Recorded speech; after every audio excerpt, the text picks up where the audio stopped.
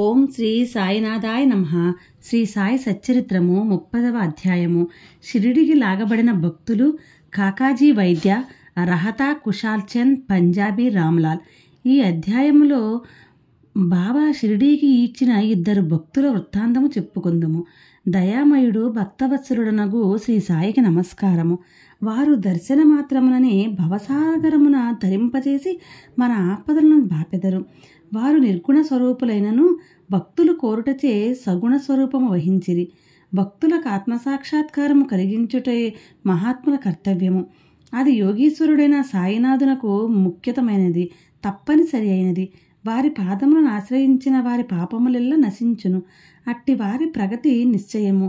వారి పాదములు స్మరించుచు పుణ్యక్షేత్రముల నుండి బ్రాహ్మణులు వచ్చి వారి సన్నిధిలో వేదశాస్త్రముల పారాయణము చేసి గాయత్రీ మంత్రమును జపించెదరు. దుర్బలులము పుణ్యహీనులమగుటచే భక్తి అనగానేమో మనకు తెలియదు. మనకింత మాత్రము తెలియను. ఇతరులు మనలను విడిచిపెట్టినప్పటికీ బాబా మాత్రము మనలను విడువరు. వారి కృపకు పాత్రులైన వారు కావలసినంత శక్తి, జ్ఞానము, నిత్యానిత్య వివేకములను పొందెదరు. భక్తుల కోరికలను పూర్తిగా గ్రహించి సాయి వారిని నెరవేర్చును. అందుచేత ఎవరికి కావలసినది వారు పొంది కృతజ్ఞతతో నుండెదరు. కానీ మేము వారికి సాష్టాంగ నమస్కారము చేసి వేడుకొనెదము. మా తప్పులన్నీయు క్షమించి సాయి మా ఆరాటములన్నీయు బాపుగాక. కష్టముల పాలై సాయిని విధముగా ప్రార్థించు వారి మనస్సు శాంతించి బాబా కటాక్షముచే వారు సంతుష్టి నందెదరు. దయాసముద్రుడగు సాయి కటాక్షించుటచే హేమాడు పంతు ఈ గ్రంథమును వ్రాయగలిగినని చెప్పుకొనెను. లేకున్నచో తనకు గల యోగ్యత ఎంత? ఎవరింత కఠినమైన పనిని పూనుకొనగలరు? శ్రీ సాయి ఈ భారమంతయు వహించుటచే హేమాడు పంతుకు కష్టము గాని శ్రమ గాని కానరాకుండెను. తన వాక్కును కలమును కూడా ప్రేరేపించుటకు శక్తివంతము జ్ఞానమనే వెలుతురుండగా అతడు సంశయము గాని ఆరాటము గాని పొందనేలా. అతడు వ్రాసిన ఈ పుస్తక రూపమున శ్రీ సాయి అతని సేవను గైకొనెను. ఇది అతని గత జన్మల పుణ్య పరంపరచే ప్రాప్తించెను. కావున అతడు అదృష్టవంతుడనియు పుణ్యాత్ముడనియు అనుకునెను. ఈ క్రింది కథ సాధారణ కథ కాదు, స్వచ్ఛమైన అమృతము. దీనినెవరు త్రాగెదరో వారు సాయి మహిమను సర్వాంతర్యామిత్యమును తెలుసుకొందురు. వాదించువారు విమర్శించువారు ఈ కథలను చదవనక్కరలేదు.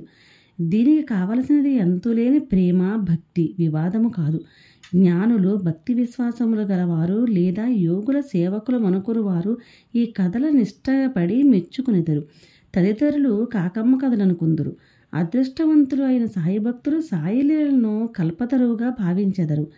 ఈ సాయిలీలామృతము త్రాగినచో అజ్ఞానులను జన్మరాహిత్యము కలుగును, గృహస్థులకు సంతృప్తి కలుగును, ముముక్షువులకిది సాధనగా ఉపకరించను. ఇక ఈ అధ్యాయంలోని కథను ప్రారంభించెదను. కాకాజీ వైద్య. నాసిక్ జిల్లా వడిలోని కాకాజీ వైద్య అనువాడుండెను. అతడచట సప్తశృంగి దేవతకు పూజారి. అతడు అనేక కష్టముల పాలై మనశ్శాంతిని పోగొట్టుకొని చంచల మనస్కుడయ్యను.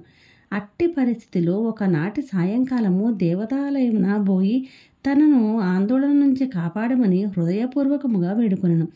అతని భక్తికి దేవత సంతసించి ఆనాటి రాత్రి అతని స్వప్నమున గాన్పించి బాబా వద్దకు పొమ్ము, నీ మనసు శాంతి వహించునను. ఈ బాబా ఎవరో దేవిని అడిగి తెలుసుకుంటకు కాకాజీ ఉత్సహించెను. కానీ ఇంతలోనే అతనికి మెలకువ కలిగెను. ఈ బాబా ఎవరై ఉండవచ్చునని అతడు యోచించెను. కొంతసేపు ఆలోచించిన పిమ్మట ఈ బాబా త్రయంబకేశ్వరుడు కావచ్చునని అతడు పుణ్యస్థలముకు త్రయంబకము నాసిక్ జిల్లాకు వెళ్ళెను. అచ్చట 10 రోజులుండెను. అక్కడున్నంతకాలము వేకువజామున స్నానము చేసి రుద్రమును జపించుచు అభిషేకమును తదితర పూజలను గావించెను. అయినప్పటికీ మునుపటి వలనే అశాంత మనస్కుడు ఆయను. పిమ్మట స్వగ్రామమునకు తిరిగి వచ్చి దేవతను తిరిగి వేడుకొనెను. ఆ రాత్రి ఆమె స్వప్నంలో కనిపించి ఇట్టను, అనవసరముగా త్రయంబకేశ్వరం ఎందుకు వెళ్ళినావు? బాబా అనగా షిరిడీ సాయిబాబా అని నా అభిప్రాయము. షిరిడీ పోటు ఎట్లు? ఎప్పుడు పోవలను? బాబాను జూచుటెట్లు అని కాకాజీ మనోవ్యాకులత పొందుచుండెను. ఎవరైనా యోగీశ్వరుని చూడవలననుకున్నచో ఆ యోగియేగాక దైవము కూడా అతని కోరికను నెరవేర్చుటకు సహాయపడును. యథార్థంగా యోగియు భగవంతుడును ఒకరే. వారిలో నేమియూ భేదము లేదు. ఎవరైనా తానైపోయే యోగిని దర్శించుటన్నది ఉత్త బూటకము. యోగి సంకల్పించినదే వారిని చూడగలుగు వారెవరు? అతని ఆజ్ఞ లేక చెట్టు ఆకు కూడా కదలదు. యోగి దర్శనమునకే భక్తుడు ఎంత వేదన పడునో, ఎంత భక్తి విశ్వాసములను చూపునో అంత త్వరగాను బలముగాను అతని కోరిక నెరవేరును. దర్శనమునకై ఆహ్వానించువాడే వచ్చువానికి స్వాగత సన్నాహములనర్చును. కాకాజీ విషయంలో అట్లే జరిగెను. శ్యామ మృక్కు. కాకాజీ షిరిడీకి పోవుటకు ఆలోచించుచుండగా ఒక అతిథి అతనిని షిరిడీకి తీసుకొని పోవుటకు అతని ఇంటికే వచ్చాను. అతడు ఇంకెవరో కాదు, బాబాకు ముఖ్య భక్తుడు శ్యామయే. శ్యామ ఆ సమయమున వడికి ఎట్లు వచ్చినో చూతుము. శ్యామ బాల్యములో జబ్బు పడినప్పుడు అతని తల్లి తమ గృహదేవతయగు వడిలోని సప్తశృంగికి జబ్బు నయము కాగానే నీ దర్శనముకు వచ్చి బిడ్డను నీ పాదములపై పెట్టెదనని మొక్కుకొనెను. కొన్ని సంవత్సరముల పిమ్మట ఆ తల్లి కుచములపై తామర లేచి ఆమె మిక్కిలి బాధపడెను. తనకు నయమైనచో 2 వెండి కుచములను సమర్పించదనని అప్పుడు ఇంకొక మొక్కు మొక్కెను. కానీ ఈ 2 మొక్కులను కూడా ఆమె చెల్లించలేదు. ఆమె చనిపోయినప్పుడు ఈ సంగతి శ్యామకు చెప్పి 2 మొక్కులను చెల్లించు భారము నా అతనిపై వేచి ఆమె మృతి చెందాను. శ్యామ కొన్నాళ్లకు ఆ మొక్కులను పూర్తిగా మరిచాను. ఇట్లు 30 సంవత్సరములు గడిచాను. అప్పట్లో షిరిడీకి ఒక పేరు పొందిన జ్యోతిష్కుడు వచ్చి నెల దినములచట మకాము చేశాను. అతడు శ్రీమాన్ బూటి మొదలగు వారికి చెప్పిన భవిష్యత్తు సంతృప్తికరముగా నుండెను.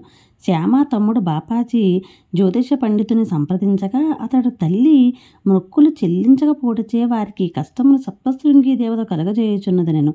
బాపాజీ ఈ సంగతి శ్యామకు తెలియజేసి పరిచెను. అప్పుడు శ్యామకు సర్వము జ్ఞప్తికి వచ్చెను. ఇంకను ఆలస్యము చేసినచో హానికరమని ఎంచి శ్యామ ఒక కంసాలిని పిలిచి 2 వెండి కుచములను చేయించెను. మసీదుకు బోయి బాబా పాదములపై పడి 2 కుచములను నచ్చడపెట్టి తన మొక్కులను చెల్లజేయమని బాబాయే తన సప్తశృంగి దేవత ఒకటిచి వారిని ఆమోదించమని వేడెను. నీవు స్వయముగా పోయి సప్తశృంగి దేవతకు మొక్కును చెల్లింపుమని బాబా నిర్ణయించెను. బాబా ఊదిని ఆశీర్వాదమును పొంది శ్యామ వళి పట్టణమునకు బయలుదేరెను. పూజారి ఇల్లు వెతుకుచూ తుదకు కాకాజీ ఇల్లు చేరెను. అప్పుడు కాకాజీ షిరిడీ పోవలనని గొప్ప కుతూహలంతో ఉండెను. అట్టి సమయంలో శ్యామ వారింటికి వెళ్ళెను. ఇది ఎంత ఆశ్చర్యకరమైన కలయికయో చూడుడు. మీరెవ్వరు, ఎచ్చటి నుండి వచ్చినారని కాకాజీ అడిగాను. మాది షిరిడి. నేను సప్తశృంగికి మొక్కు చెల్లించుటకు ఇక్కడకు వచ్చినానని శ్యామ అన్నాను. షిరిడి నుంచి వచ్చానని తెలియగానే శ్యామను కాకాజీ కౌగిలించుకొనెను. ప్రేమచే మైమర్చెను. వారు సాయిలీలల గూర్చి ముచ్చటించుకునిరి. శ్యామ మొక్కులన్నీ చెల్లించిన పిమ్మట వారిద్దరూ షిరిడీకి బయలుదేరిరి. షిరిడీ చేరగానే కాకాజీ మసీదుకు పోయి బాబాను చూచి వారి పాదములపై పడెను. అతని కండ్లు కన్నీటితో నిండెను. అతని మనసు శాంతించెను. సప్తశృంగి దేవత స్వప్నంలో తెలియపరిచిన రీతిగా బాబాను చూడగానే అతని మనస్సులోని చంచలత్వం అంతయు పోయి ప్రశాంతి వహించెను. కాకాజీ తన మనస్సులో ఇట్టనుకొనెను, ఏమీ అద్భుత శక్తి! బాబా ఏమీ పలకలేదు. ఉత్తర ప్రత్యుత్తరములు కూడా జరగలేదు. ఆశీర్వచనములైనా పలకలేదు. కేవలం వారి దర్శనమే సంతోషముకు కారణమయ్యాను. వారి దర్శన మాత్రముననే నా మనశ్చాంచల్యము పోయినది. అంతరంగమున ఆనందం ఉద్భవించినది. ఇదియే దర్శన భాగ్యము. అతడు తన దృష్టిన సాయినాథుని పాదములపై నిగడించెను. అతని నోట మాట రాకుండెను. బాబా లీలలు విని అతని సంతోషమును కంతు లేకుండెను. బాబాను సర్వస్వ శరణాగతి చేయడెను. తన వేదనను బాధలను మరచెను. స్వచ్ఛమైన ఆనందమును పొందెను. అక్కడ 12 రోజులు సుఖముగా నుండి తుదకు బాబా వద్ద సెలవు తీసుకొని వారి ఊదీ ప్రసాదమును ఆశీర్వచనమును పొంది ఇల్లు చేరెను. రహతా కుశాల్చంద్. తెల్లవారుజామున వచ్చిన స్వప్నము నిజమగునని అందురు. ఇది సత్యమే కావచ్చు.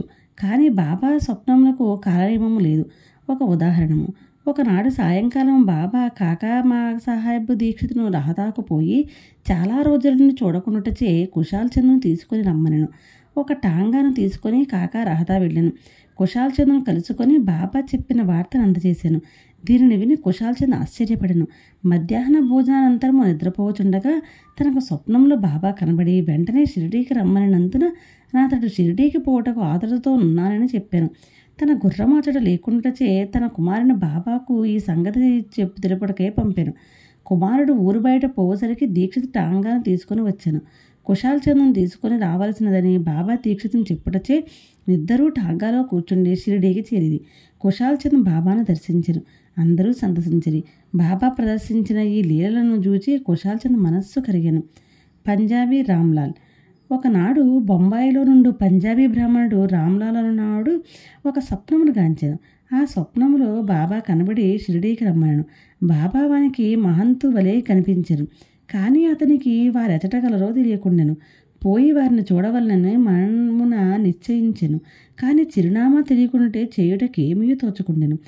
ఎవరినైనా మనము పిలిచినచో వచ్చువారి కొరకు కావలసినవన్నీ మనము సమకూర్చెదము. ఈ విషయంలో కూడా అట్లనే జరిగెను. అతడు ఆనాడు సాయంకాలము వీధిలో పోచుండగా ఒక దుకాణంలో బాబా ఫోటోను చూచెను. స్వప్నంలో చూచిన మహంతు ముఖలక్షణములు ఈ పటములో నున్న వానితో సరిపోయాను. కనుగొనగా ఆ పటము సాయిబాబాదని తెలిసెను. అతడు వెంటనే షిరిడీకి పోయి అచ్చటనే తన అంత్యకాలము వరకుండెను. ఈ విధముగా బాబా తన భక్తులకు దర్శనమిచ్చుటకై షిరిడీకి తీసుకుని వచ్చుచుండెను. వారి ఇహపరముల కోరికలను నెరవేర్చుచుండెను. 30వ అధ్యాయము సంపూర్ణము. సద్గురు శ్రీ సాయినాథార్పణమస్తు. శుభం భవతు.